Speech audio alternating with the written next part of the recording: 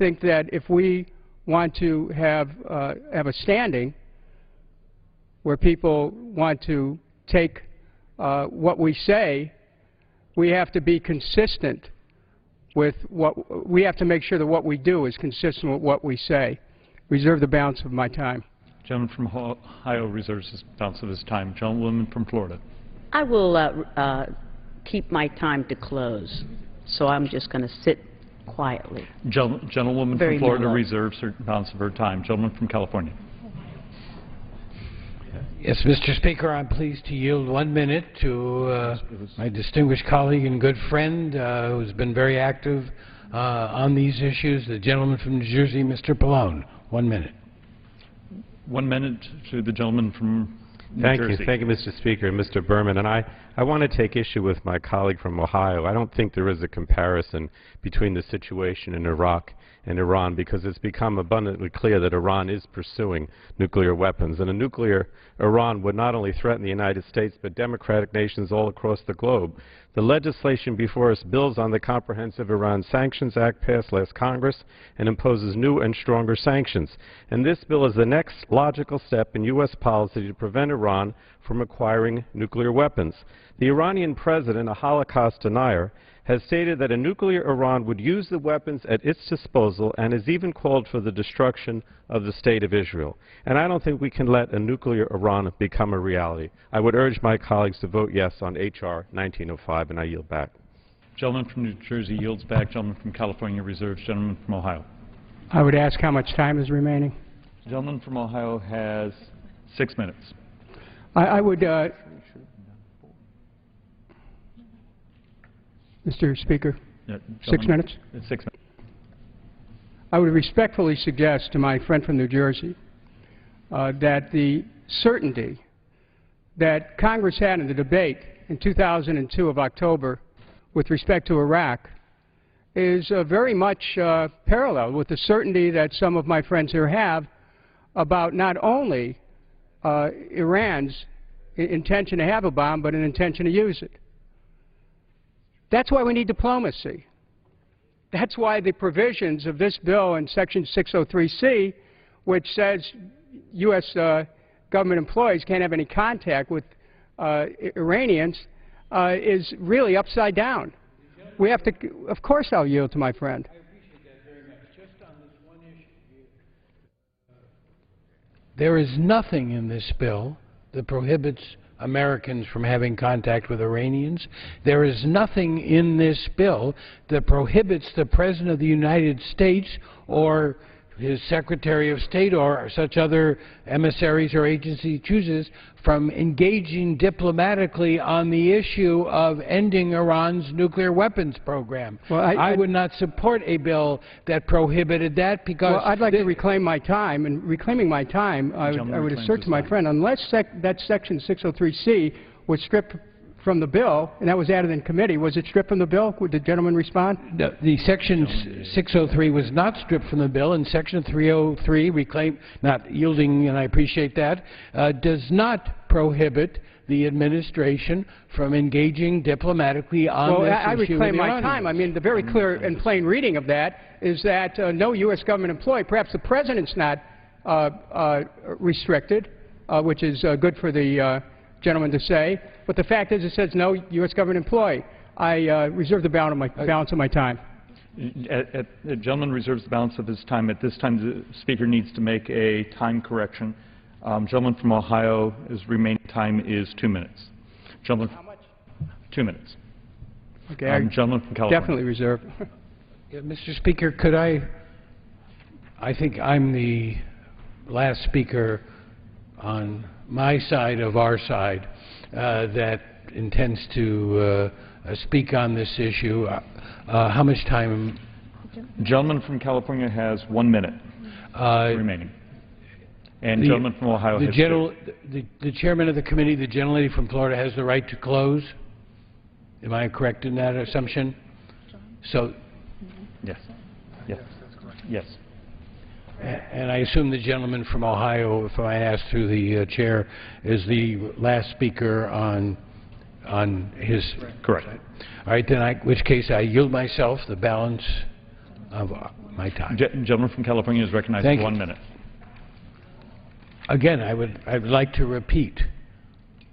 I personally, this crisis only ends one of three ways.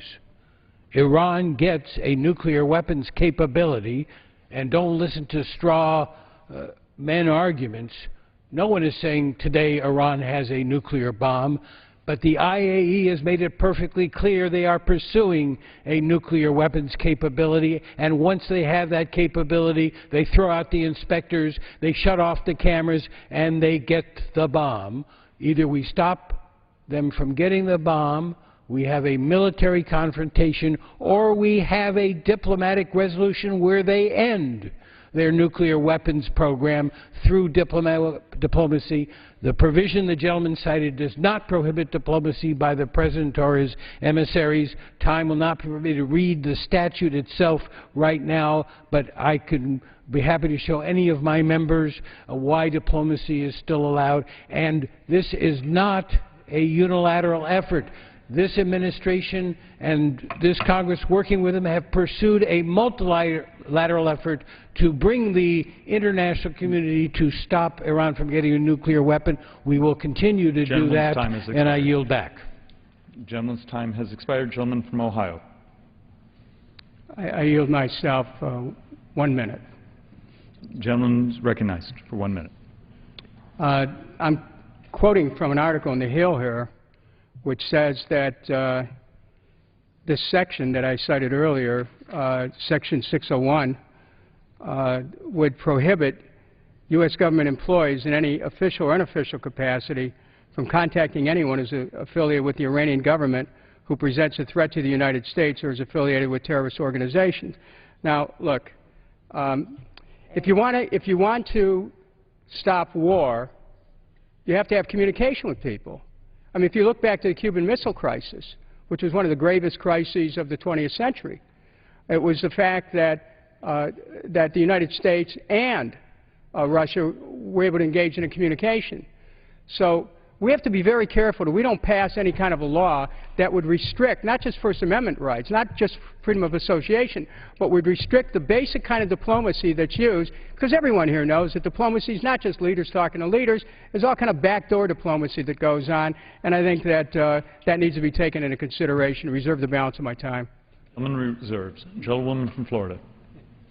As I said, sir, I'm going to close, so he must use his time. Gentleman from Florida reserves. Gentleman from Ohio has 1 minute remaining. Thank you very much for the opportunity to discuss this to my colleagues, for whom I have the greatest respect, although I painfully must disagree with you here. Broad sanctions against Iran can only further isolate Iran from the international community and cause the regime to be increasingly secretive. The sanctions actually play directly into the hands of the Iranian government. They directly undermine the efforts of Iranian people who have courageously challenged their government, often at the cost of their lives. The sanctions could be seen as a gift to the regime, and not just a political gift for polarization within their country to crush opposition, but also an economic gift, because the price of oil will go up and Iran will cash in on that. Section 302 of this bill revokes the President's authority to license the export of civilian aircraft parts and repairs for Iranian civil aircraft that would ensure the safety of flight for humanitarian purposes. This provision recklessly places the lives of Iranians and Iranian Americans in danger. We ought to defeat this bill and stand for diplomacy. The gentleman's time has expired. Gentlewoman from Florida. Thank you very much, Mr. Speaker. I yield myself such time as I may consume. Mr. Speaker, Iran remains the world's leading state sponsor of terrorism. According to our Treasury Department, Iran is a critical transit point for funding to support al-Qaeda in Afghanistan and Pakistan. This network serves as the core pipeline through which al-Qaeda moves money, facilitators, and operatives from across the Middle East to South Asia, including al-Qaeda's operational commander. And Tehran is providing key support to the regime in Damascus, another state sponsor of terrorism that is of proliferation concern and which is currently engaged in the violent repression of the people of Syria. Iran is also directly responsible for the deaths of many Americans. It continues to sponsor violent extremist groups in Iraq and Afghanistan that have killed our men and women in uniform. And just last week, a federal judge found that the Iranian regime provided material aid and support for al-Qaeda's 1998 attack on U.S. embassies in Kenya and Tanzania. Just imagine what an emboldened Iran would do if allowed to obtain nuclear weapons and the means by which to deliver them. Remember what the regime has already said that it wants to do. Ahmadinejad has openly proclaimed that Iran seeks a world without America and Zionism. And Iran's so-called supreme leader has stated that Iran is prepared to transfer the experience, knowledge, and technology of its scientists. We should take them at their word and impose crippling sanctions on this regime. And it starts tonight, Mr. Speaker, with this bill, H.R. 1905, the Iran Threat Reduction Act. Let's pass it tonight. The gentlewoman's time has expired. The question is, will the House suspend the rules and pass H.R. 1905 as amended? Those in favor say aye. Those opposed say no. In the opinion of the chair, two-thirds being in the affirmative. Mr. Speaker, on that I request the yeas and nays. Okay. The yeas and nays are requested. All those in favor of taking this vote by the yeas and nays will rise and remain standing until counted. A sufficient number having risen, the yeas and nays are ordered. Pursuant to Clause 8 of Rule 20, further proceedings on this question will be postponed.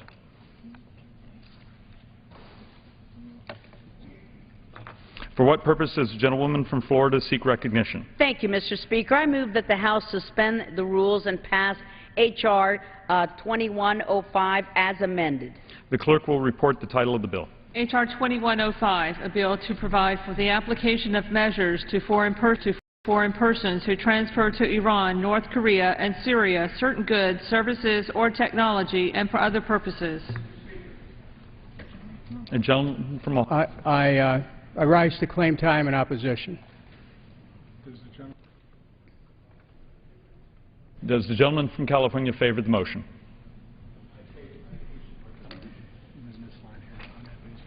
On that basis, the gentleman from Ohio will control the 20 minutes in opposition. Mr. Speaker? Okay. And now I recommend gentlewoman from Florida. I ask unanimous consent that the gentleman from California, Mr. Berman, be allowed to control one-half of the time in the affirmative. Without objection. Mr. Speaker? From Florida will control 20 minutes, or 10 minutes. Gentleman from California will control 10. Gentleman from Ohio will control 20. Gentlewoman from Florida. Thank you, Mr. Speaker. I ask unanimous consent that all members may have 5 legislative days in which to revise and extend their remarks and include extraneous material on this bill. I also ask unanimous consent to enter into the record my correspondence and joint statements with the chairman of other committees of referral on this bill. Without objection, so ordered. Thank you, Mr. Speaker. I yield myself such time as I may consume. Gentlewoman from Florida is recognized. Thank you, Mr. Speaker. I rise in strong support of the Iran, North Korea, and Syria Nonproliferation Reform and Modernization Act, which I introduced together with the ranking member of the Foreign Affairs Committee subcommittees on terrorism, nonproliferation, and trade, my good friend from California, Mr. Sherman. I would also like to thank the ranking member of the full committee, Mr. Berman, for his significant contributions to this legislation. Mr. Speaker, Iran, North Korea, and Syria are key elements in an expanding global proliferation network. North Korea has long been a willing merchant of death for anyone with cash and has played a crucial role in the development of Iran's nuclear and ballistic missile program. But Iran is only one of many customers. In 2010, the UN Security Council released a report saying that North Korea continues to market and export its nuclear and ballistic technology. The most prominent example of North Korea's proliferation activities is its construction of the clandestine Syrian nuclear reactor that thankfully was destroyed by an Israeli airstrike in the year 2007. Reports indicate that the reactor was based on a North Korean model capable of producing plutonium for nuclear weapons and that the project was financed by Iran. But Syria's nuclear ambitions are apparently even greater than suspected. Just last month, the International Atomic Energy Agency reportedly identified a previously unknown nuclear facility in northeastern Syria, indicating that the regime in Damascus may have been pursuing two separate paths to a nuclear weapon, one based on uranium enrichment and the other on reprocessing plutonium. One thing is clear, as with the first nuclear facility, this second one could only have been built with outside help. So it is obvious that once again, one of these regimes gets its hand on weapons of mass destruction and they will have all access. And this deadly capacity is certain to spread even further. But the proliferation efforts of North Korea, Iran, and Syria are by no means limited to nuclear weapons.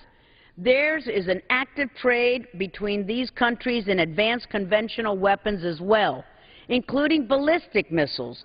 In the year 2010, an aircraft loaded with North Korean conventional weapons was intercepted in Thailand, reportedly on its way to Iran, in violation of multiple Security Council resolutions of the UN. And there have been several interdictions of Iranian weapons reportedly destined for Syria.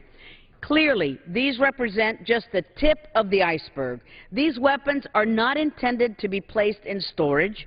They will be used against us and against our allies. North Korea has continued to violently assault our ally South Korea, repeatedly attacking its military forces out of the blue and murdering civilians almost at will.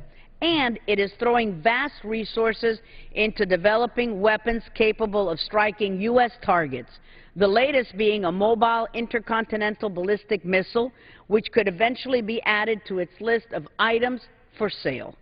We are witnessing the Syrian regime shooting down its own people in the streets, allowing Assad and his thugs access to nuclear technology could exponentially multiply his regime's ability to spread destruction far beyond its borders. We know that Iran has no problem striking down innocent people in that country who dare to stand up to the regime. And Tehran continues to be a leading state sponsor of terrorism, providing weapons, money, and support to terrorist groups like Hamas, Hezbollah, and even Al-Qaeda. That means preventing any and every part of this proliferation network from gaining access to the weapons they need to threaten anyone is of utmost importance. Iran, North Korea, and Syria are not just helping each other.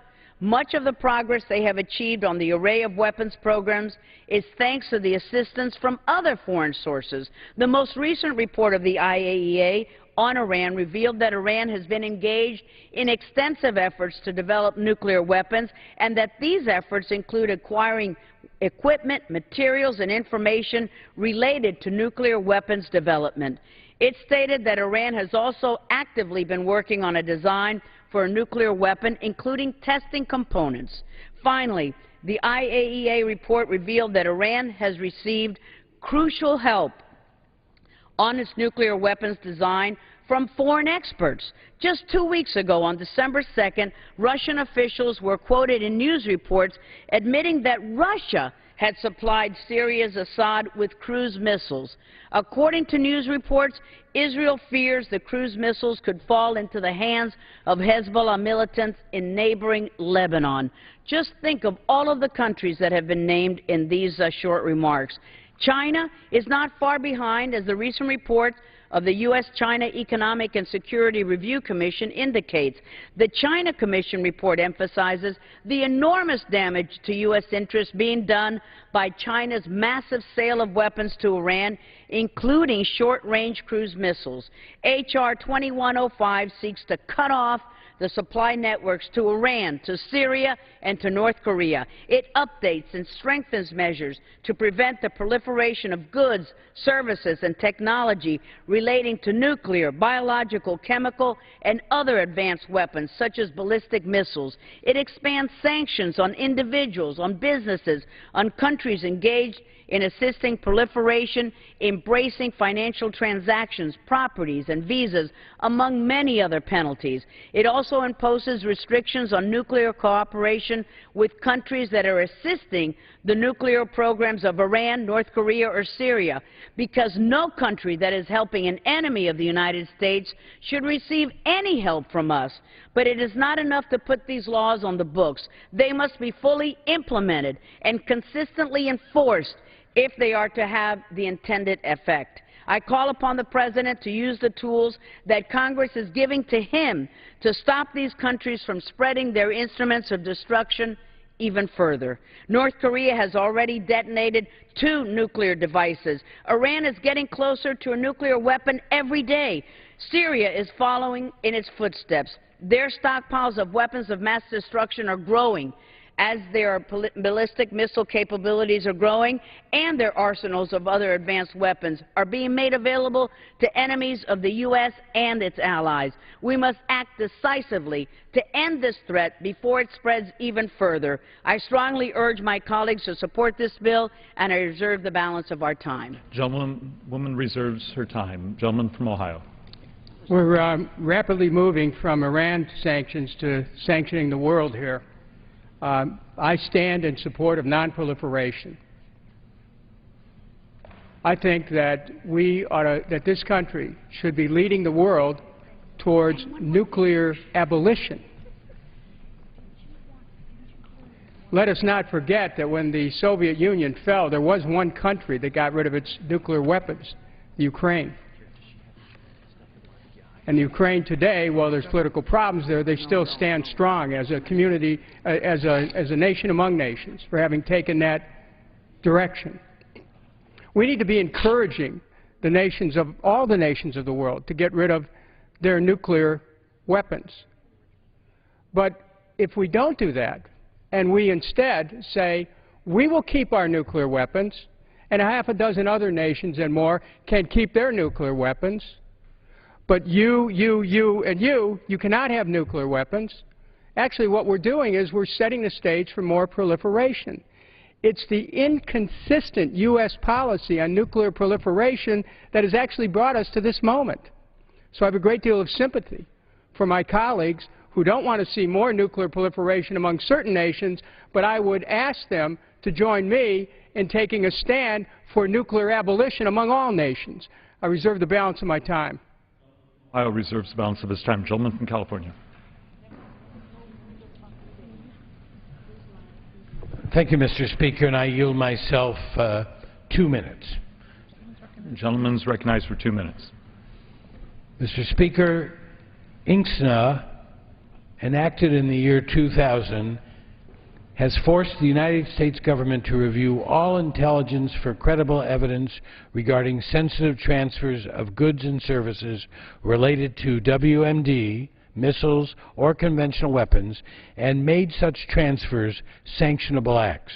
While the report required by INCSNA are 2 years behind schedule, an ongoing problem that has plagued successive administrations, we have frequently seen new rounds of sanctions issued against companies and individuals who are more interested in making a buck than in protecting the global security interests. The specific details of sanctioned transfers are classified. Press reports, however, indicate that INCSNA sanctions have been imposed, for example, on Chinese entities for selling carbon fiber and pressure transducers which could assist Iran in building more advanced gas centrifuges. Multiple Russian, Chinese, and even European weapons exporters have been sanctioned, presumably for the transfer of arms to Iran and Syria, and Chinese chemical supply companies have been repeatedly sanctioned. I'd like to thank the chairman for agreeing to include my amendment to further strengthen INCSNA. This amendment requires the administration to develop a special mechanism to speed up the process of imposing sanctions regarding transfers of sensitive technology related to weapons of mass destruction or ballistic missiles to Iran.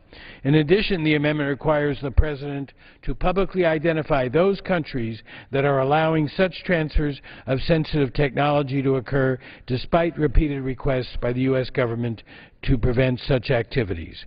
I would expect China would be listed on the first report as a government that directly, indirectly, or through inaction enables its firms to engage in sensitive transfers to Iran, Syria, or North Korea.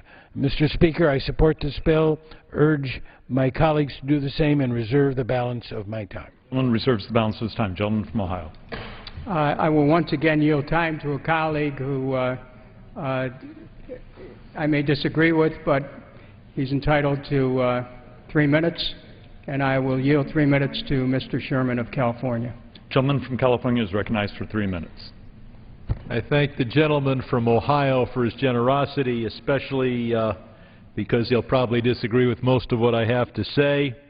As to the consistency of America's nonproliferation policy, I believe we are consistent. We are consistent with the Nonproliferation Treaty, which I believe is the most important peace treaty of our lifetime. It identifies 5 states as nuclear states. 3 major nations in this world did not sign and do not benefit from the treaty, but Iran, North Korea, and Syria all signed as non-nuclear states, agreed not to develop nuclear weapons, and all of them have violated that agreement. I want to commend Chairman Ross Layton for putting forward this outstanding bill, and one of the toughest nonproliferation bills ever to come before Congress. I'm the lead Democratic co-sponsor of this bill, and I want to thank her for the opportunity to work with her on this important legislation. Iran, Syria, and North Korea are proliferators of nuclear weapons technology and work together to threaten U.S. interests and allies around the globe.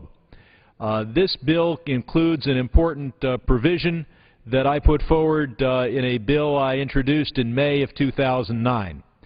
That is, it imposes sanctions against those firms that provide North Korea, Iran, or Syria with equipment or technology relevant to mining or milling uranium.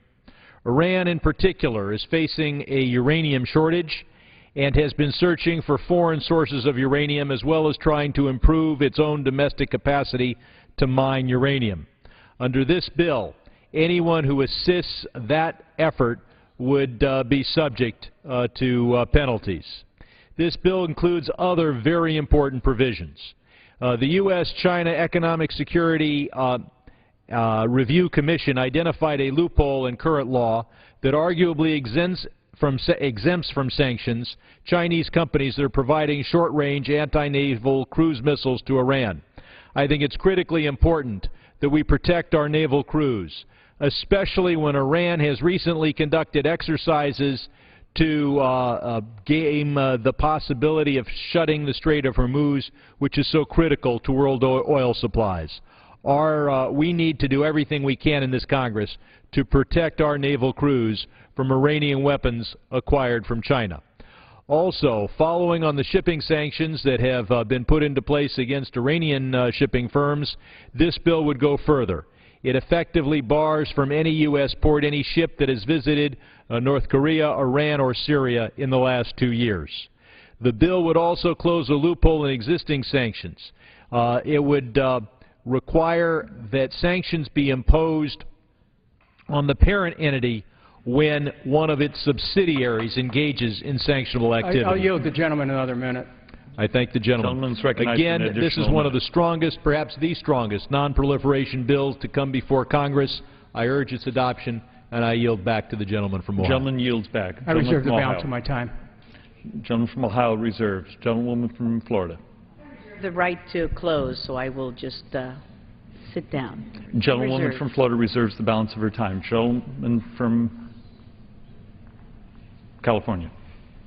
Yes, Mr. Speaker, I'm very pleased to yield 2 minutes to my friend from New York, the ranking member of the Western Hemisphere Subcommittee. 2 minutes to the gentleman from New York. Mr. Engel. I thank my friend for yielding time to me, and I rise in strong support of H.R. 2105, the Iran, North Korea, and Syria Nonproliferation Reform and Modernization Act of 2011. Madam Chair, many years ago we sponsored legislation to slap sanctions on Syria. I'm sorry to say we were clairvoyant, but here it is nearly 10 years later, and some things never change. So here we are back again. When Syria is murdering its own people, saying that we were right back in 03 and 04, and sanctions is what is necessary in order to prevent this regime from murdering its own people and threatening others with destruction. So I'm happy to join with you and Mr. Berman on doing this. When nuclear, chemical, or biological weapons get into the hands of regimes which lead these rogue states, it's not only a danger to the U.S., it's a danger to all our allies in the Middle East, Asia, and around the world. And what this important bill does is it strengthens existing U.S. sanctions against foreign entities that provide nuclear, chemical, or biological weapons components to Iran, North Korea, and Syria. When Israel destroyed a Syrian facility, we found that that facility was planned and arranged and done by North Korea. So there is this collusion of these rogue regimes all throughout the world. Importantly, for the first time, this bill imposes sanctions on foreign entities that provide to or acquire from these countries any goods or technology that could be used for military applications. So I therefore strongly support this bill in the hope that we can prevent Iran, Syria, North Korea from getting their hands on more unconventional weapons. And I say again, people say that Republicans and Democrats can't agree on anything. This is something that we agree, because we understand that it's not only a threat to the United States, but it's a threat to the entire world when these rogue regimes have these kinds of weapons of mass destruction. I yield back. Gentleman yields back. Gentleman from California reserves. Gentleman from Ohio. A Congressional Quarterly House Action Report on this legislation states the following: that the measure, however, exempts such restrictions for assistance for the Bushehr nuclear reactor in Iran, which is being developed with the aid of Russian entities, unless the President determines such assistance is contributing to Iran's development of nuclear weapons. Well, that's very interesting, because what that means is that it is not axiomatic that the mere presence of a nuclear power capability necessarily means that Iran is developing nuclear weapons. As a matter of fact, you wouldn't have that provision unless the President had the authority to be able to make a finding with respect to the development of of nuclear weapons by Iran. I reserve the balance of my time. I'm going to reserve the balance of his time. Gentleman from California. Yes, Mr. Speaker, I only have one remaining speaker, so is this sort of the closing round?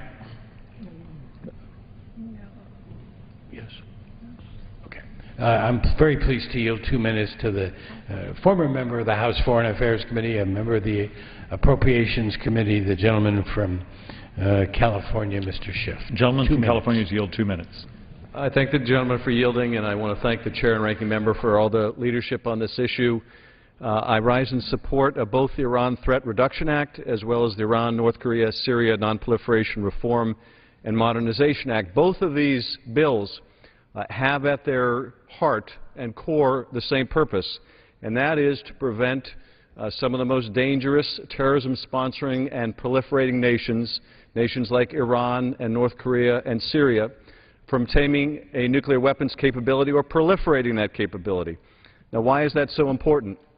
Well, in the case of Iran, Iran's acquisition of the bomb would empower that dictatorial regime to carry out what it has threatened to do, that is, to potentially wipe Israel off the face of the map. It would also, I think, very likely result in a nuclear arms race in the Middle East. And I believe that we will be judged as a country and as a Congress on whether we take every possible step, every diplomatic step, every step through sanctions to prevent Iran from acquiring the bomb and all the potentially disastrous consequences that could have. And this legislation, by particularly going after Iran's central bank, will be the most devastating of all economic sanctions on Iran. We saw the concern manifest in Iran when Britain passed similar sanctions. Plainly, they are terrified of the impact this would have. This is the strongest leverage we could bring against Iran's nuclear program, and I strongly urge its passage. We also have a deep national security interest in going after any potential proliferation of nuclear materials and technology. We have already seen in Syria a dictator's willingness to murder thousands of his own people.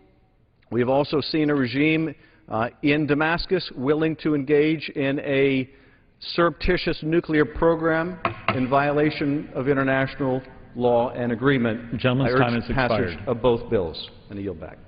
Gentleman yields back. Gentleman from California reserves. Gentleman from Ohio. Could I ask how much time remains? Gentleman from Ohio has 14 and a quarter, and gentleman from California has 4 minutes. And gentlelady from California has 2.5. Has? The gentlelady? Gentlelady from California has 2.5. Or Florida, excuse me.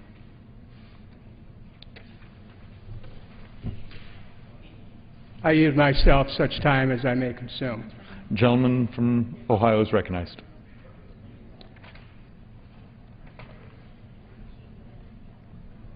Dr. Robert Pape from Harvard's Journal of International Security has been quoted as saying the following: Sanctions have failed to achieve their objectives in 95.7% of cases since World War I, and sanctions are more than 3 times more likely to end in military conflict than success.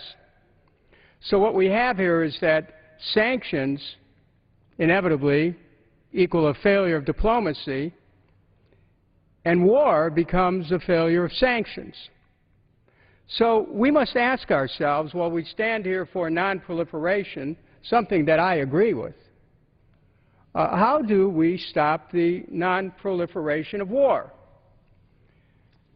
Particularly, how do we forestall any possibility of a nuclear war? Now, Lawrence Korb was the Assistant Secretary of Defense in the Reagan administration, and he serves now as a senior fellow at the Center for American Progress.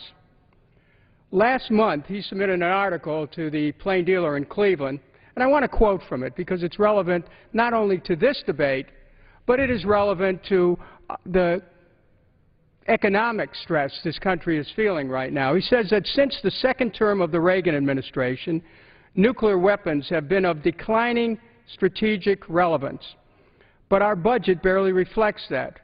Our country is slated to spend $700 billion over the next 10 years on nuclear weapons programs. This is unsustainable, a directionless budget driven in large part by inertia and the pressure from members of Congress to preserve programs in their own states at the expense of the country as a whole. Military leaders agree that spending on these programs is disconnected from a strategic vision and that we are at risk of wasting a vast amount of money.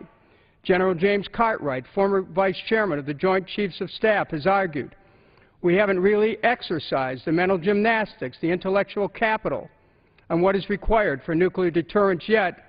I'm pleased that it's starting. Other leaders from the Pentagon have also identified nuclear weapons programs as an area to make cuts. The commander of the U.S. Strategic Command, General Robert Keller, has pointed to the unsustainability of this spending. We're not going to be able to go forward, he says, with weapons systems that cost what weapon systems cost today. Case in point is a long-range strike bomber. Case in point is the Trident submarine replacement. The list goes on. The savings to the American taxpayer could be considerable. The long-range penetrating bomber will cost $50 billion over the next 10 years and fills no need that isn't already filled by our existing fleet of B-52 and B-2 bombers. Right-sizing our fleet of nuclear-armed Trident subs to 8 or fewer from 12 and building no more than 8 new nuclear-armed subs would save approximately $26 billion over the next decade and help close the budget deficit and reduce Russia's incentive to maintain a large nuclear arsenal in the bargain. And we'll still have a nuclear arsenal vastly superior to any other and remain a deterrent capacity second to none. Fiscal conservatives have also targeted the nuclear weapons budget as a clear area for cuts. Senator Tom Coburn voted against the New START arms control treaty last December, but now advocates spending cuts that would lower the number of nuclear weapons below New START numbers. Point is that far from saying, you know, we shouldn't have other nations proliferating, we should start with ourselves here. Let's start cutting back these nuclear programs. Let's take a stand that all nations should get rid of their nuclear weapons.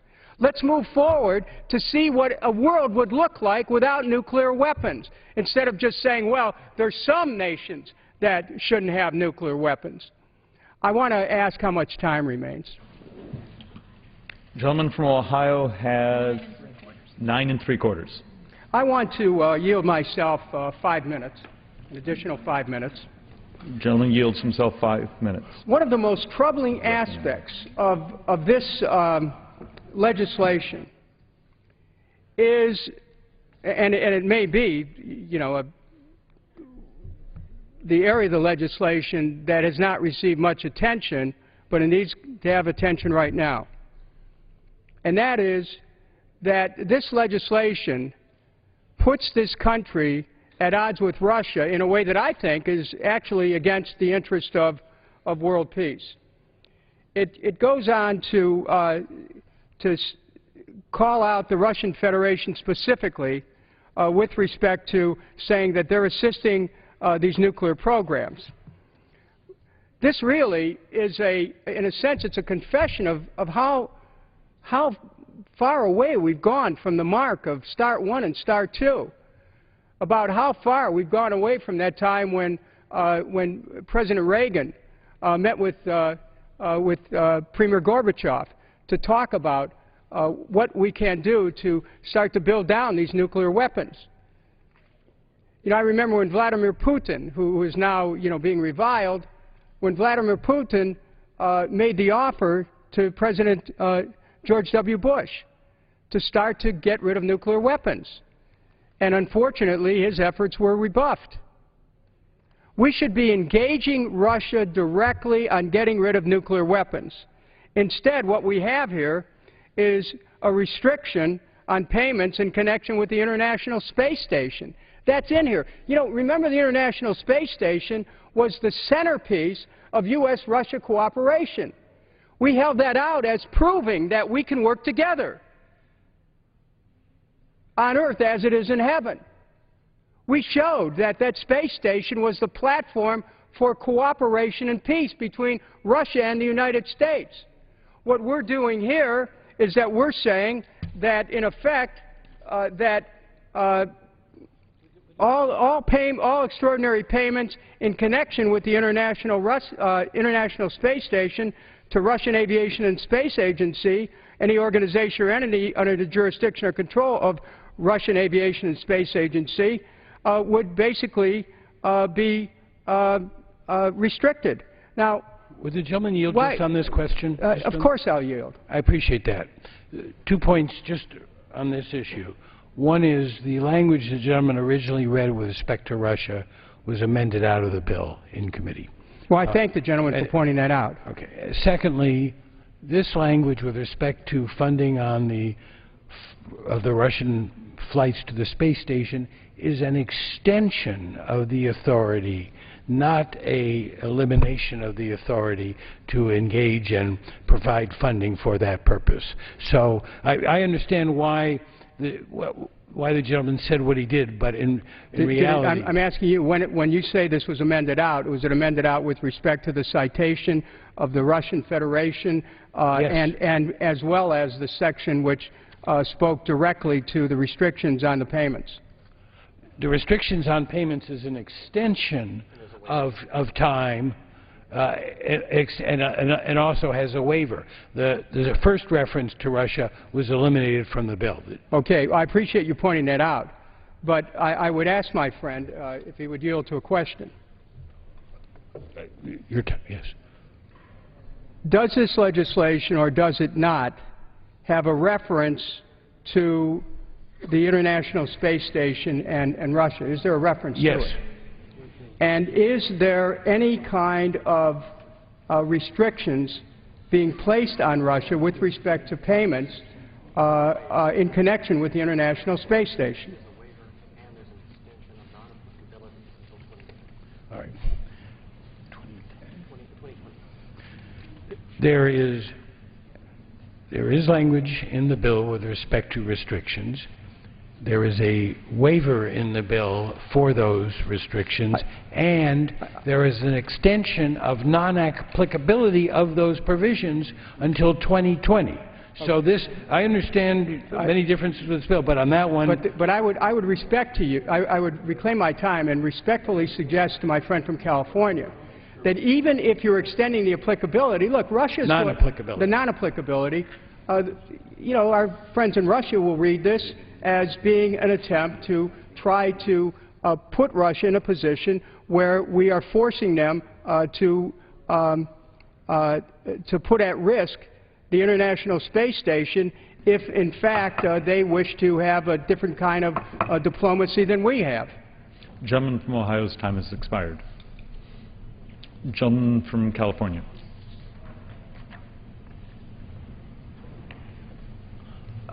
May I inquire the chair how much time I have? Gentleman for California has 4 minutes. All right. I'm only going to use a moment of the time simply to address the issue that my friend from Ohio talked about with respect to sanctions. The focus on unilateral sanctions without international support versus effective multilateral sanctions, that distinction was not made by my friend from Ohio. The fact is that this administration and this Congress, through legislation working in coordination with the members of the Security Council, our friends in the European Union, our allies in Asia, have put together a multilateral level of sanctions that has never been seen before. And other old studies regarding the effectiveness of unilateral sanctions in terms of altering a country's behavior are not applicable in this situation, because we are deeply committed to the understanding that we will only stop this kind of proliferation of which we have the support of all of the countries of the world who are committed to and adhere to the Nonproliferation Treaty.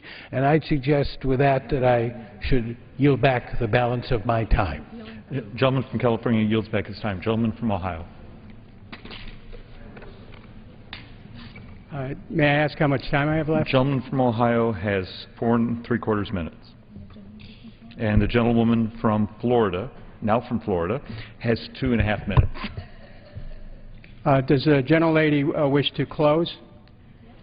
Yes, as I have stated before and will continue to state, I will reserve my time to close. Gentleman from Ohio.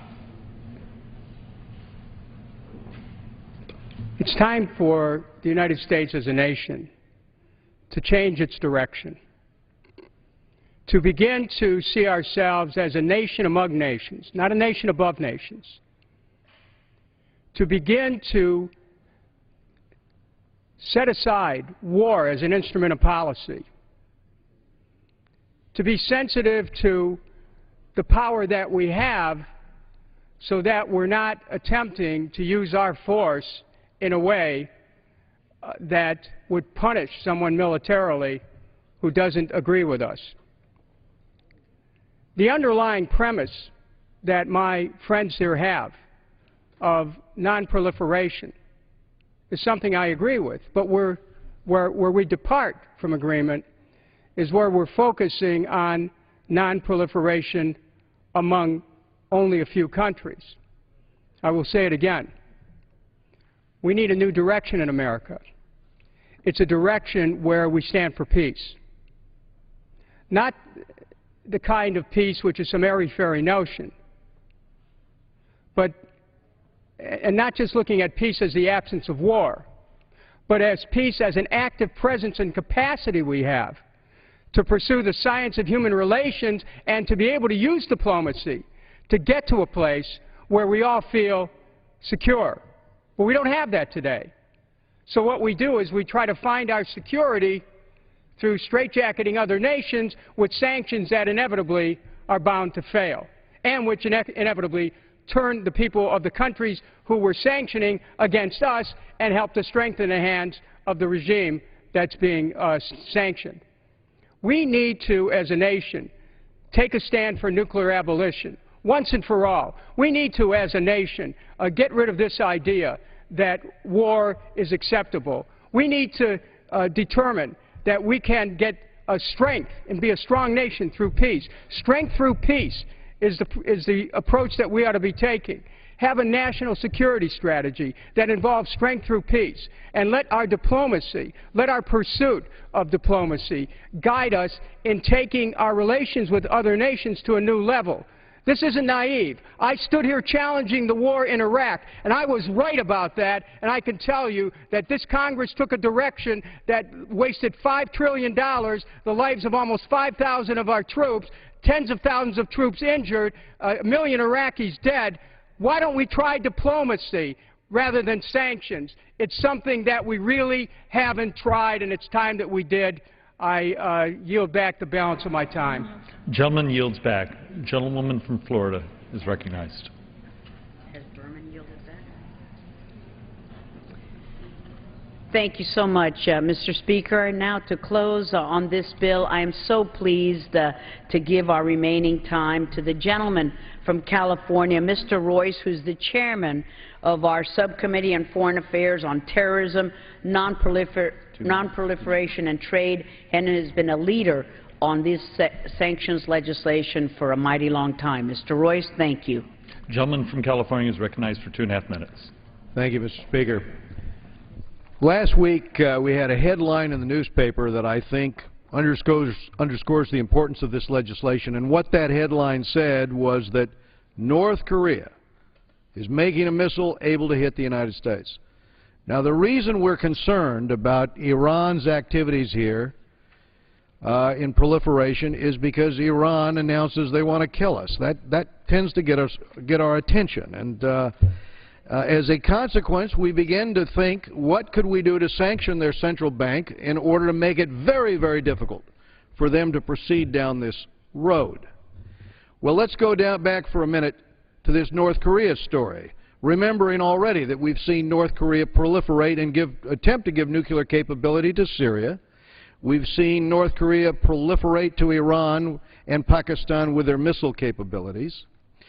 And the story reported that North Korea is moving ahead to build its first road-mobile intercontinental ballistic missile. And of course, mobile missiles are very difficult to find. You can't locate them. They're made to be hidden. And with these developments, the Secretary of Defense said, North Korea is in the process of becoming a direct threat to the United States. That's former Secretary of Defense Gates. No one who has closely watched North Korea is surprised by these developments. And because we haven't seriously sanctioned North Korea in the way of, we tried sanctioning the Bank of Delta Asia for a short period of time, and frankly it worked. And then we lifted those sanctions. I want you to think about this.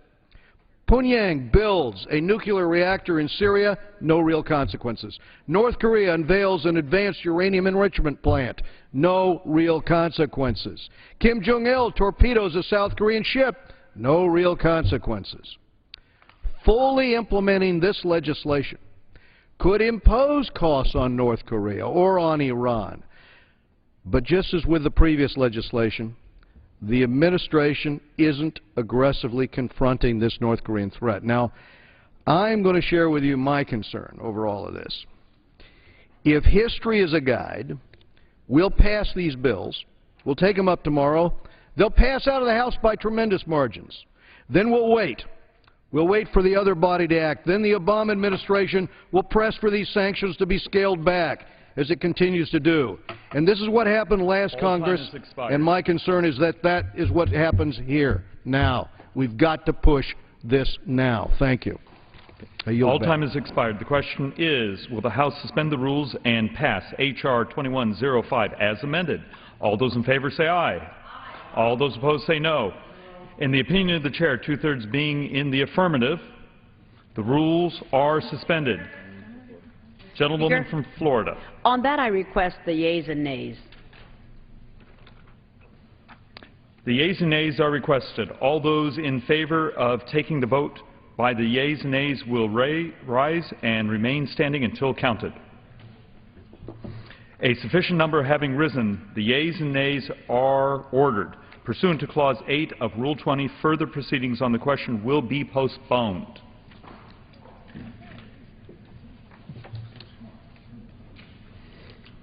For what purpose does the gentlewoman from Florida seek recognition? Thank you, Mr. Speaker. I move that the House suspend the rules and pass House Resolution 376 as amended. The clerk will report the title of the resolution. House Resolution 376, resolution calling for the repatriation of POW MIAs and abductees from the Korean War. Pursuant to the rule, the gentlewoman from Florida, Ms. Ross-Layton, and the gentleman from California, Mr. Berman, will each control 20 minutes. The Chair recognizes the gentlewoman from Florida. I thank the Speaker. I ask unanimous consent that all members may have 5 legislative days in which to revise and extend their remarks and include extraneous materials on this bill. Without objection, so ordered. Thank you, Mr. Speaker. I yield myself such time as I may consume, and I ask that I may submit my full statement for the record. Without objection, so ordered. Thank you, Gentlewoman sir. is recognized. I am so pleased to rise in strong support of House Resolution 376, calling for the repatriation of POWs, MIAs, and abductees from the Korean War. It is fitting that this resolution was introduced by one of the House's own Korean War vets, Congressman Charlie Rangel. Hasn't had a bad day since. Mr. Rangel received a Purple Heart for the wounds he received in fighting his way out of an ambush by Chinese forces in sub-zero temperatures in the early months of the Korean War. Mr. Rangel also received a Bronze Star for his valor. Mr. Rangel shares this with members Sam Johnson, Howard Coble, and John Conyers, Korean veterans, all a personal knowledge of how crucial this resolution is in addressing unresolved issues from that long-ago conflict. Another person who understands the critical importance of this resolution is the president of the Korean War Abductees Families Union, who flew almost halfway across the globe from Seoul, Korea, to be here and witness the consideration of this resolution on the House floor. Ms. Lee was a mere 18-month-old baby when her father was taken away by the North Koreans, not to be seen again for the past 6 decades. Mr. Speaker, General MacArthur, returning from the Korean front in 1951, famously told the U.S. Congress that the American people had old soldiers never die, they just fade away.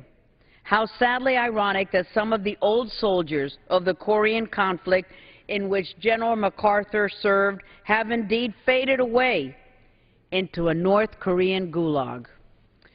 But through this resolution, we clearly demonstrate that these old soldiers will not be allowed to just fade away into the fog of war.